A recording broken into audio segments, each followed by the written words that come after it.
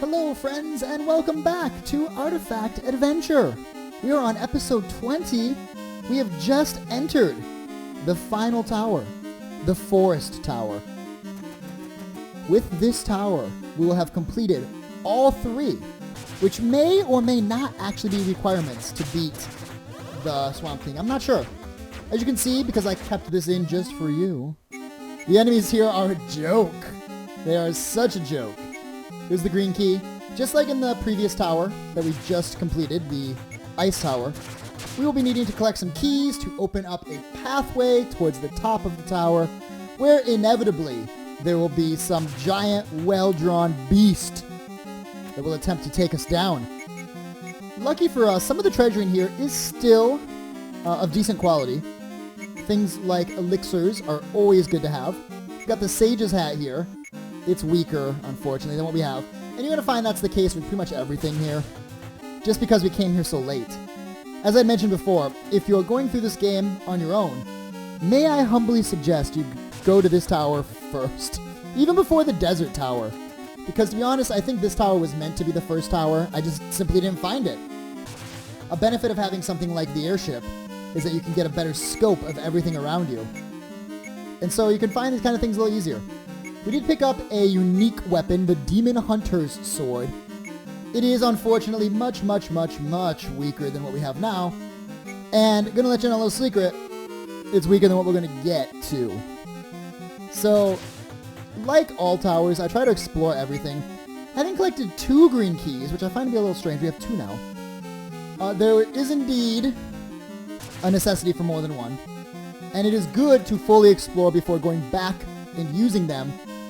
Because as you'll see here, you have the door. Oh yeah, we used our key. And then nope, just kidding. Second door. Now this scene should look familiar. Every tower has this hallway with the one running goblin. And check it out, an artifact. Healing Dew. If you're hurt, I can help you out. Shall I heal you? So, this is where you're supposed to get the first healing artifact. This is a single target, low HP heal. I can't believe it's been this long. And we're finally getting what is supposed to be the first healing artifact. That alone is reason to bum rush your way to this tower in the super early game. Heck, if you pick the airship, you might want to come here first before doing anything else. Just to rush in here and get these. Totally worth it. Actually, the first thing you might want to do is get the artifact that lets you run away from battles faster. Now, I slow it way down here so you can enjoy this guy. He's got like a tiki mask. He has 2 shovels or possibly arrows in his bottom hands. 2 chainsaw swords, maybe, in his top half. His feet look like they're tentacles? I'm not really sure. But I like the art on this guy. And he also reminds me a bit of artwork from Dragon Quest IV. Now, I would not be surprised to find out that the creator of this game had a real love of the NES Dragon Quest. Not only because, obviously, of the sprite work, the story, the questing, that kind of stuff. All kind of feels like it's reminiscent of it. Oh, oops, he's already dead. Half of 1 round of combat is all it took to take this guy down. 1/2 of 1 round of combat. So he's done. See ya. Destroy the artifact. All 3 artifacts are gone. I expected some kind of like, yay, congratulations, you blew up all 3 towers. Now the way to the Swamp King is open. You got nothing. Not a darn thing. So, it's up to you, I guess, to keep track of which ones you've already broken down. Now, I'm looking because you might remember we've missed 1 tower, or 1 shrine that needs the Key of Time. We've missed 1. We missed number 3. Because I hadn't come to this area, I suspect that it's here. And sure enough, off in the distance, we can see it across the lake. There's a castle over there, by the way. What's up with that? Ta-da! The final Shrine of Time. Now tune up, listen up, it gets good here. We get the bug slayer. What the heck? Another sword we don't need. That's super old and absolutely useless. Yep, same as the demon hunter. They're all like trashed here at this point. The artifacts will allow anyone to use their power. So anybody can use the artifacts. You just have to find them. Their power also came from beyond the skies. Just like the poison, it came from above. Not sure if that means heavenly or what. Have you been using their powers or skills without thinking about it? Well, I've been thinking about it, but yeah, I mean, I gotta understand that. Have you never stopped to think about where that power comes from? Think about it. About the artifacts. Perhaps a few other mysteries will become clear upon farther inspection. The key of time glows with a warm light. Oh, I think I know what it is. The key of light obtained. So having gone to all of these shrines, something will happen when this is brought to the altar. Interesting. Very good to know. I end up moving some stuff around. Gotta make some space, because you know what's coming next. Head on downstairs. All the doors have been cleared, except for this one. You open the door using the key of light. It's not a treasure chest. It takes you downstairs. Can't talk to the fires. Kind of looks like an important place where something's going to happen. The fire, nothing happens when you talk to the fires. Go to the middle, nothing happens. Now, hopefully you're, at this point, wise enough to know that something's got to be here. This place ain't for nothing. As luck would have it, I decided to try and use the key of time. As it says, the key of time shines brightly as its form shifts. Oh, the sword obtained. You might remember they were talking about the sword being crafted by humans, not through the use of artifacts, to combat the poison. And we have the sword. Plus 25 attack over our current strongest weapon. A sword remarkable only in its simplicity. Somehow, the most simplestly designed sword. Crafted by the hand of man, not using the power of relics. Which, by the way, you might remember, we've had two swords crafted with the power of artifacts. The Flame Blade and the Frost Blade. Both crafted using the power of artifacts. Both incredibly powerful at the time when you get them. So, ta-da-da-da-da-da-da-da! We now have the sword. If you don't take the key as your starting item, not only do you miss out on all the chests in the shrines themselves, you also miss out on all the story about the poison, about the Winged King. You miss out on all the exposition about the actual quest. You learn nothing of this world if you don't take the key of time. You don't know where the poison comes from. You don't know that the Winged King is the king that signed you the quest. You don't know the Winged King fought the Swamp King and lost his leg or whatever. You don't know that the general also went and the general also was injured in a similar fashion. You don't know anything about the story of this game if you don't take the key. Now, I think that might be a mistake, a design choice mistake, honestly. There should be a way to talk to those guys without the key. I can understand not getting the sword if you don't take the key, but the fact that you miss out on what is probably over half of the overarching, maybe even 75% of the overarching story of the game if you don't take the key. Kind of a shame. Kind of a shame. But, I mean, when you're presented with the choice, the airship is cool. The artifacts are just stat boosts. They're not super great. And, you know, slight tweaks to combat that help you out, like more crits. But the key of time is what you need if you want to enjoy the story of this game. And I think they should emphasize choosing the key a little bit more. Or at least give you the option to talk to those guys without the key. I'm just saying. I'm just saying. So at this point, we've done pretty much everything there is to do. Right? We still can't do anything at that fishing town. That guy he won't tell you anything. There's nothing to be had there. Nothing to be had. I don't know how to finish that quest. If you know, let me know in the comments. I would love to know what happens at that fishing village. We've got this guy here. He just stays there dead forever. Just like the first town has the guy and his son went to the cave. He's left there to rot for all of eternity. Just kind of exploring the rest of the areas, making sure there's nothing we missed. We've done that cave. I don't know how to get up here into this area where there's a town and a cave. I never get there. As far as I know, I never really get there. And I have no idea how. It might be a path I missed in a cave somewhere. There's also a castle that I think I never managed to find a way to access. Those might be where you get story. If you... Forget about me. No. If you take the airship, maybe you can get there.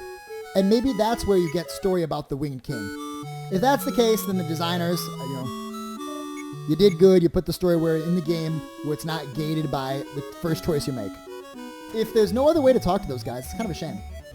Now, I teleport us up here because there's one last place. And yeah, I'm not even using the whole, just one more turn, just one more quest. There's one last place we haven't done, aside from the final area that I know of. And that's here. The Cave of Heroes, the Cave of Light. You come in, and you might remember from the last episode, or maybe it was earlier this one, I'm not sure. The guy here is like, let's work together. I'm like, okay, bro, no probs. Because you don't really get a choice. You can't be like, nah, I got this. I don't need your help. I got this. And you might notice, based on the fact that we're already starting to fall apart here, the enemies in this cave are what I would call end game enemies. You might remember we also picked up another goblin, so let's head back here before we complete that cave to pick up our second to final treasure. Cannot get this. If you want to see what's in there, check out Mr. Gazillion. He took that chest. I took the other one. And here, the Wanderer's Hat. Slow it down so we can enjoy this. Wanderer's Hat at the bottom. For those who love to explore, plus speed, plus attack, minus defense. Now, would you take that? Would you put that on? It's 10 stat points at the cost of 5. But, 10 stat points at the cost of nothing on Monkey. So, of course, we take that. Replace the Red Hood. Red Hood, completely useless at this point. And the final choice you get here is between an Angel's Bow. Now, remember, we took Apollo's bow, so we already have a pretty good bow. Or the Armor of the Elements. Do you go offense or do you go defense? 55 goblins are needed to open that up. 55, I believe, is the total amount of all goblins that were released into the world. We are 9 short. There may actually be one in Castle Sura that I can't get to. I'm not sure. At this point, I'm not sure. And I still don't know. With this in mind, I decide, well, since we're in the final cave, it's time to do what I should have done a long time ago. Liquidate. That's right, liquidate. We are going to liquidate all of the, what I would call basically useless weapons, now that we have the sword. I mean, let's be honest. We have the sword. We ain't going to be using nothing else. No ways, no hows. We are not using anything else. We also have Apollo's bow, so we don't need other bows. We're not going to be swapping Apollo's bow for anything else, because that is an end-game bow. That might be the second best bow, perhaps. Maybe the third best bow in the game. So we head back into the ice cave. That's right, you have to actually go here. There's no teleport, there's no warp, there's no special key item you can use to get here quicker. No way. You have to run back here, back to the flower, where we have our final shop. And of course, I've got 200K, not 20, $200,000 to spend, which is basically enough for 2 items. It looks like it's only enough for 1, but if you sell the thing that you're replacing the stuff with, it's pretty much enough for 2. So I end up selling the Robe of Barbarians, the item we got in the Jar Goblin choice, in exchange for some light armor. It's all done. One last thing I would like to do. You know it. You love it. It's the Hell Beast! Put up your dukes, son. For the final battle against the Hell Beast. Or is it? You'll have to wait to find out. Pay-per-view. No, I'm just... Nah. So, we've got the Hell Beast. He's still as ugly as ever. But now we are so much stronger. Both because of the equipment we've purchased. But at this point, we're pretty much done with the game. I'm not 100% sure. Now, I know, obviously, here in the future. But at the time of this, I thought maybe that Cave of Heroes was actually the final cave. You cannot confuse this guy. Which is a shame, because that confusion spell, we just got it in the forest with the really neat puzzle. Completely useless. Completely useless. It does nothing. It probably works on random enemies. Doesn't work on bosses. So what's the point? Let's be honest. What's the point? So you might notice we're holding up a lot better with this fight. And I want to go ahead and give credit where credit is due. Unfortunately, I'm not 100% sure where the credit needs to lie. I think it lies with the giant shield. Basically, increasing our defense, saving us from getting one-hit KO'd. But I also think that it's possible the unsung hero is the Acid Rain, the full heal spell, which I guess isn't really unsung because we use it like every round. I'm not sure where the real beauty here lies, but I would guess it's probably between the shield and the healing.